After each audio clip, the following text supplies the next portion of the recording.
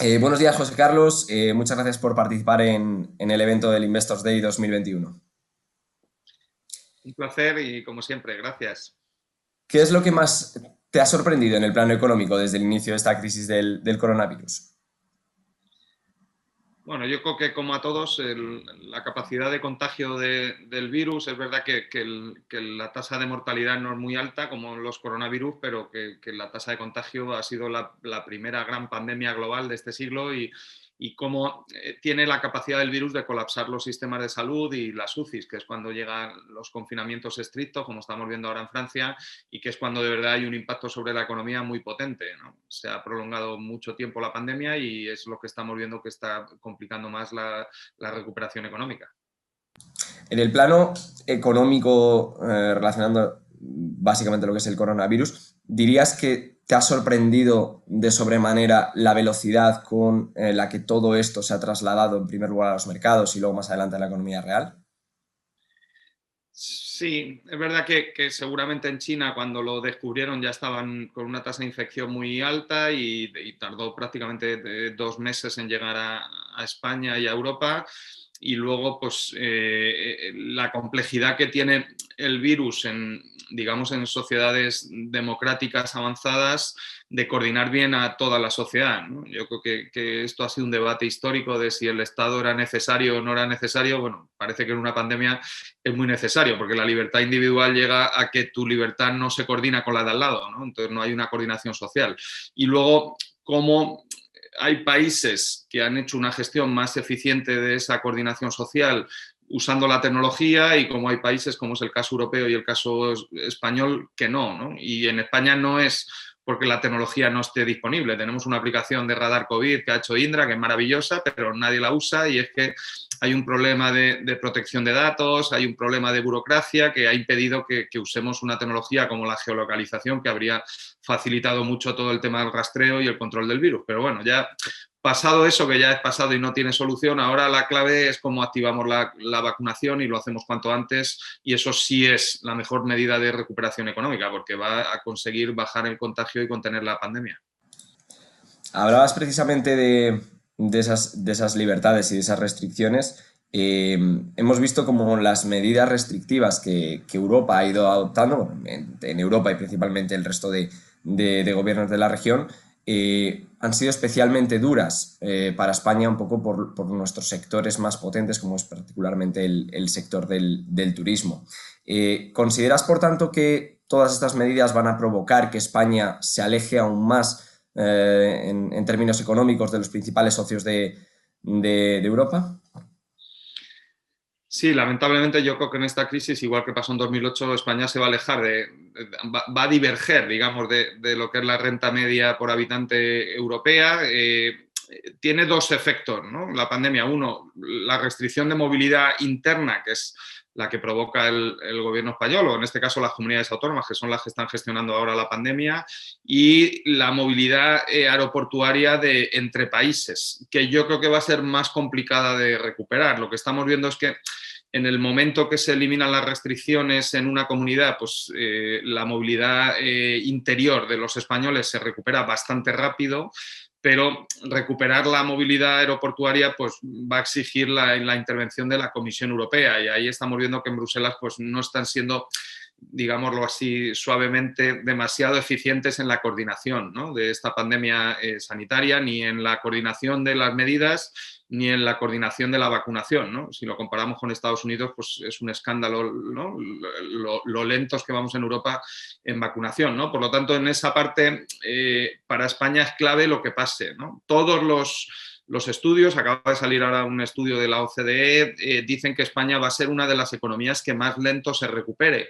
Y no es porque España no tenga potencial de crecimiento. De hecho, España siempre ha tenido más capacidad de recuperación que el promedio europeo. Es como pasó en el 2008, nuestro problema era la burbuja inmobiliaria, y en España la burbuja era mucho mayor y la burbuja de crédito que en el resto de países, y eso costó mucho más tiempo de digestión, y en este caso el mayor impacto está siendo en el sector turístico, y España es el gran país turístico del mundo y de Europa, y eso tiene sentido que tenga más impacto y es el sector que más se va a recuperar, ¿no? Estamos hablando que no se ve que volvamos a los niveles de turismo de 2019 antes del 2023 o 2024, y eso es más del 10% de la economía española antes de la pandemia, ¿no? Por lo tanto, evidentemente que España es como un avión que uno de los motores, de los 4 motores que era el turismo, pues está apagado o va a ir a un nivel de revoluciones mucho más bajo, y eso explica que vayamos a ir más lento. Eso lo que nos obliga es a centrar toda nuestra estrategia en desarrollar otros sectores y depender menos del turismo, que es lo que pasa en Francia, en Estados Unidos o en los países más desarrollados, ¿no? Y sobre todo, si es posible, que tengan un componente tecnológico mayor para subir los salarios también, que los tenemos un poquito bajos.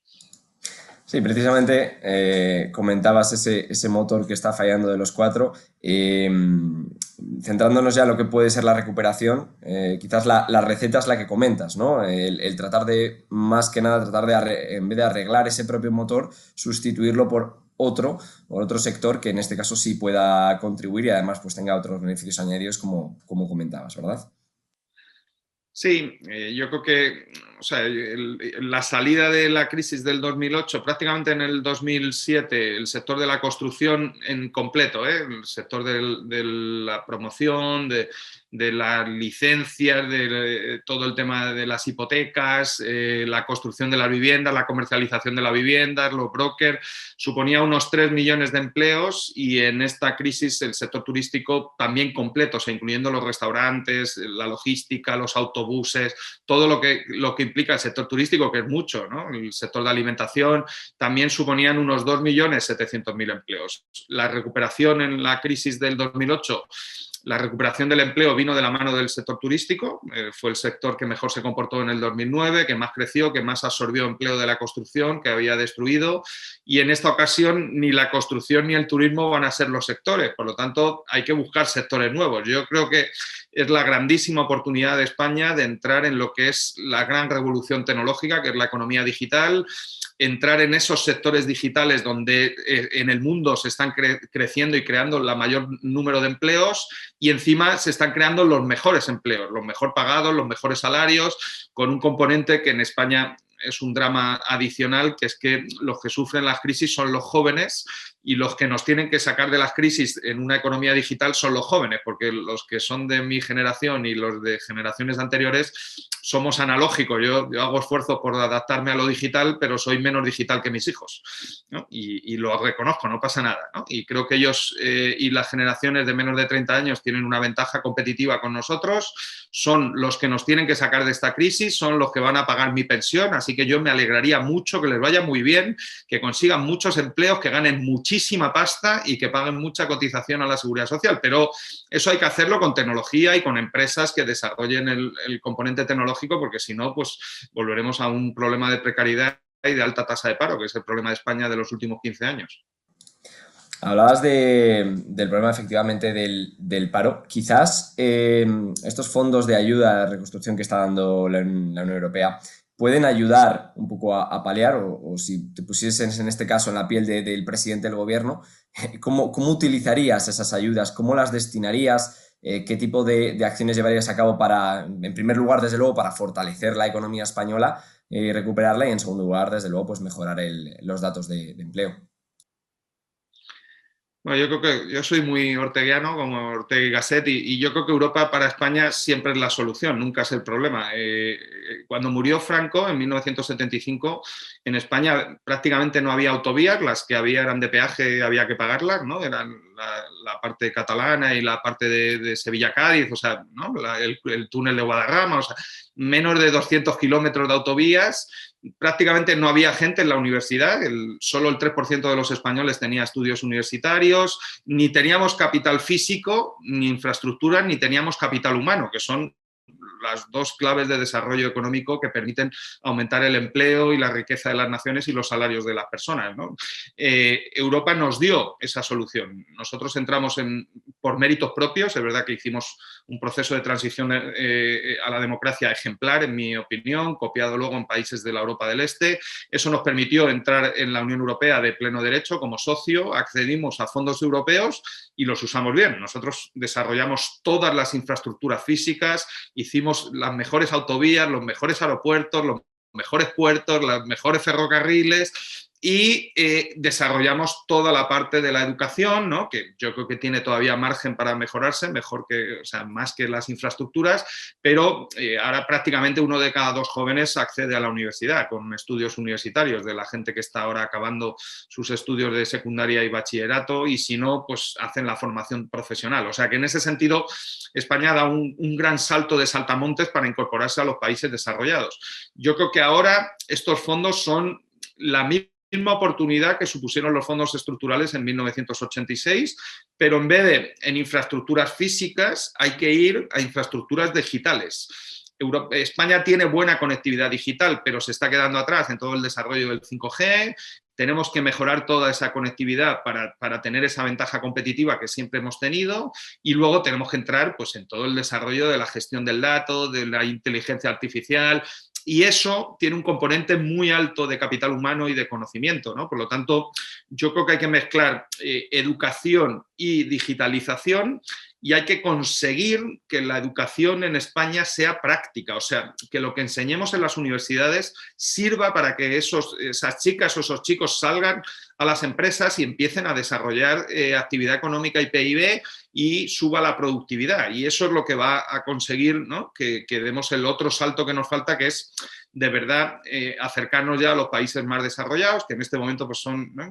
Alemania, los países nórdicos y los que están más avanzados en la fase de digitalización. Y, por supuesto, los países asiáticos, ¿no? Que en el 86 ni contaban, ni existían, y que estaban con unas tasas de pobreza desproporcionadas, y que hoy pues, muchos países asiáticos son líderes tecnológicos mundiales, Corea del Sur, Taiwán, ¿no? La propia China, una parte de China, no toda la China oriental y central, pero evidentemente que hay grandes ecosistemas económicos en China que son líderes digitales mundiales, y eso debe ser nuestro referente y en lo que tenemos que dedicar nuestra energía, ¿no? Yo, lamentablemente, como estamos en Madrid en elecciones, pues te preocupan, ¿no? Porque tú no ves, ¿no? Que nuestra clase política y nuestra clase dirigente esté hablando de estos temas. De hecho, yo mira que intento estar atento a las redes y de vez en cuando veo y pescas algo, pero es que desde que ha empezado la precampaña yo no he escuchado nada de esto en Madrid, ¿no? Y Madrid debería aspirar a ser un gran hub digital mundial. O sea, tú tienes todos los condicionantes en Madrid para triunfar en la era de la tecnología global. Tienes un aeropuerto espectacular, tienes un clima espectacular, tienes unas condiciones de vida espectaculares, tienes un capital humano bueno, hay buenas universidades, ¿no? Los salarios de ese capital humano son muy competitivos comparados con Londres o con París o con las ciudades europeas. O sea, tú deberías estar preparando un plan estratégico de cómo posicionar a Madrid, y en este caso porque son las elecciones de Madrid, ¿no? Se puede hacer con el resto de España, con más ciudades, y lamentablemente pues estamos en unos debates de verdad que te hacen preocuparte. Pero bueno, por el lado del sector privado, y ¿no? Ahora estoy lanzando un nuevo fondo de capital riesgo, y lo que ves es que todo lo contrario, en el sector empresarial y en la parte del sector innovador que nosotros vemos, que es, digamos, el 20% de las empresas de arriba, ¿no? de las buenas, que no van a necesitar ayudas públicas. O sea, hay una crisis empresarial brutal, ¿no? En el 50% de las empresas con problemas, pero el 20% de las buenas son las mejores que España ha tenido nunca, ¿no? Entonces, la clave es aprovechar esa oportunidad, posicionar bien a esas empresas competitivamente en los países y en los mercados internacionales, y con eso conseguir desarrollar empleo aquí de calidad y pagar buenos salarios para pagar nuestras pensiones. Si no, pues tendremos problemas con las pensiones, evidentemente. Comentabas hace un momento un poco el proyecto personal que tienes, tu nuevo proyecto, el Fondo de Capital Riesgo Luafan. Háblanos un poquito de él. ¿Cuál es la política de inversión? ¿Cómo la gente puede saber más de vosotros? Mira, es un fondo que surge de muchos años de estudio de la economía española, ya no sé ni cuántos, pero más de 25 años estudiando la economía, y uno de los problemas que siempre se ha identificado en España es el tamaño empresarial. Nosotros tenemos un porcentaje de empresas pequeñas de menos de 50 trabajadores muy superior a los que tienen el resto de socios europeos y de esas economías más avanzadas. Y ahí se focalizan los principales problemas de la economía española. Se focaliza el tema de la precariedad y de los bajos salarios. El salario medio en empresas de menos de 50 es la mitad que el de mayores de 50. La inversión en I+D, que en esta era es clave, ¿no? Toda la parte tecnológica es clave, invertir en I+D para luego desarrollar empresas y desarrollar inversión y empleo.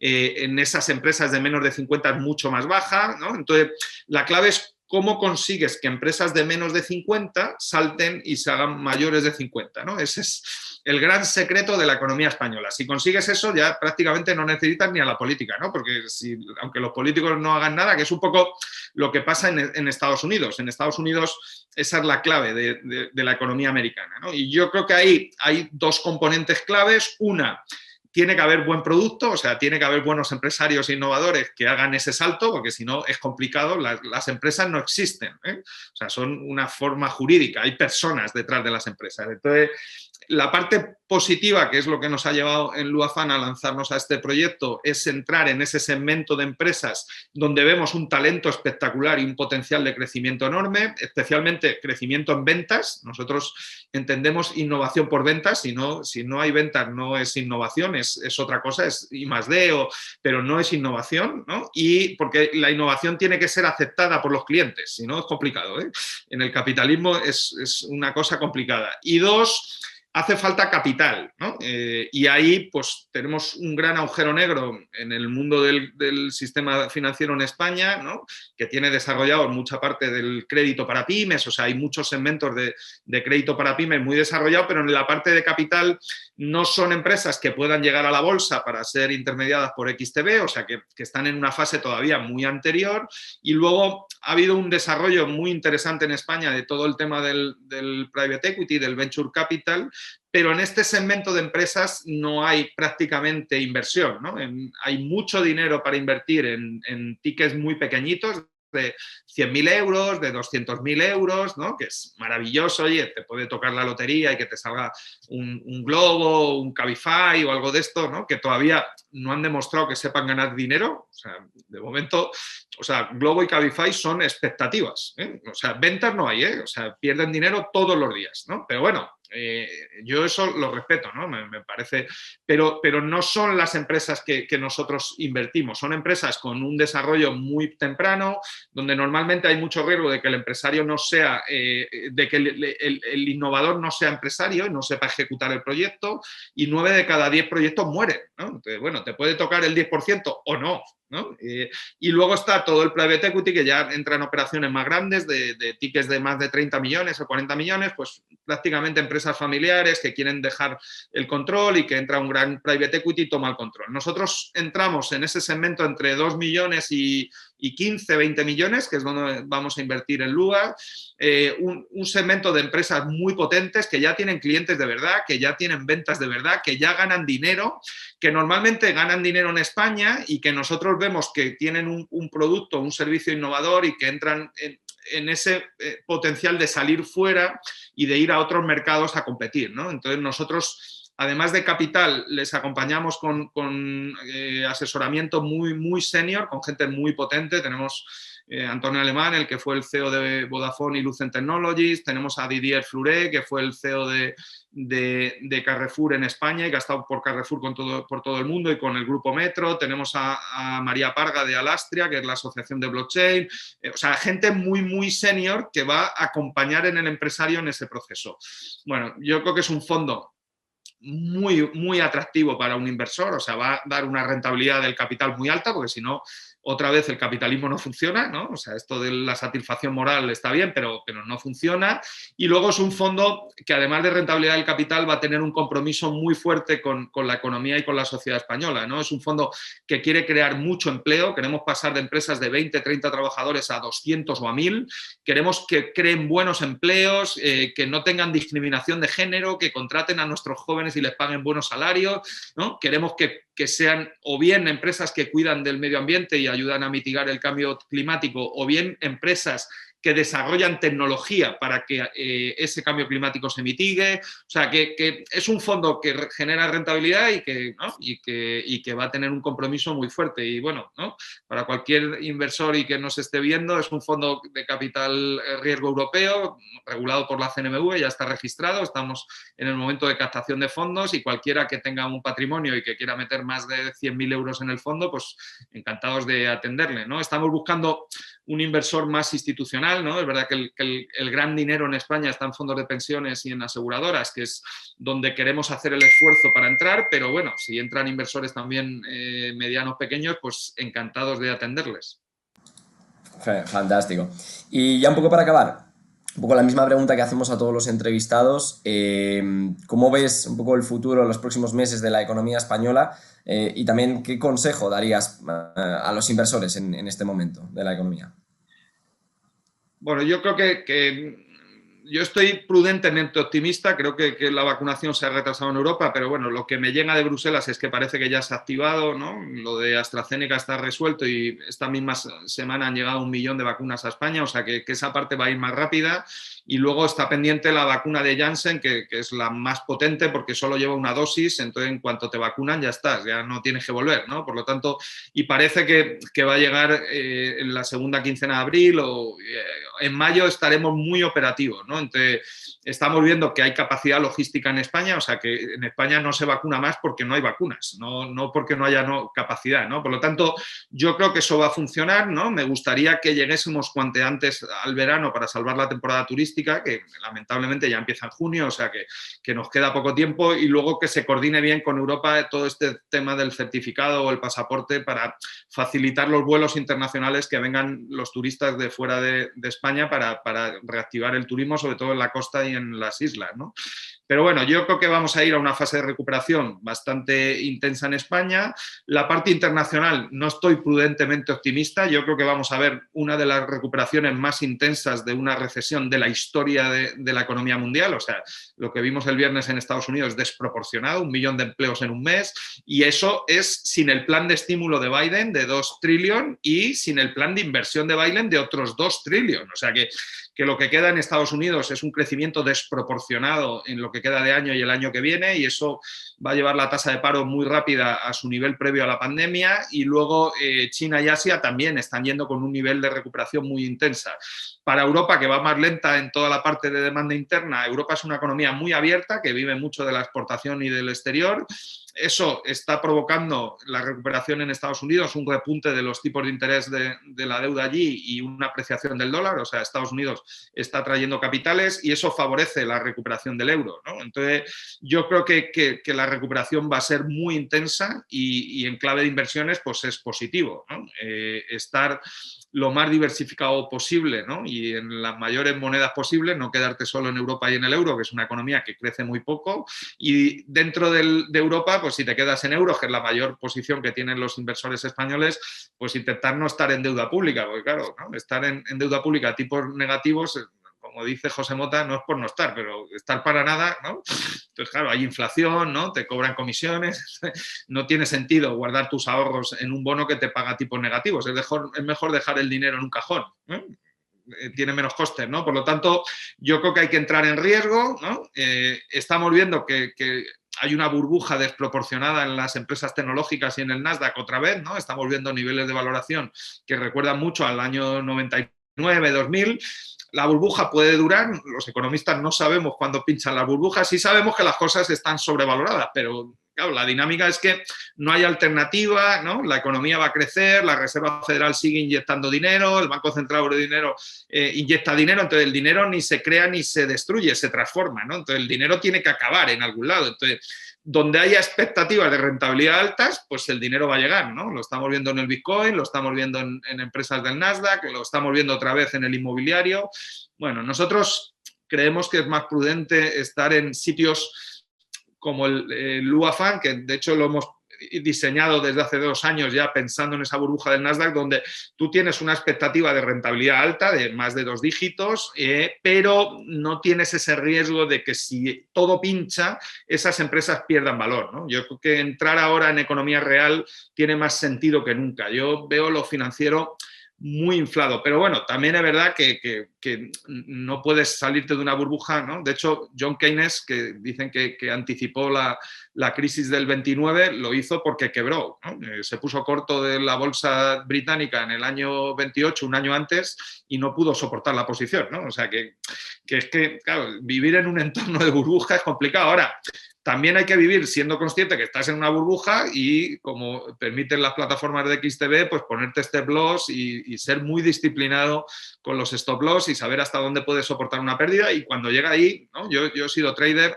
y he operado en mercados, y eso es lo más difícil psicológicamente, ¿no? Cuando tienes que ejecutar una posición en pérdida, yo lo he vivido, ¿eh?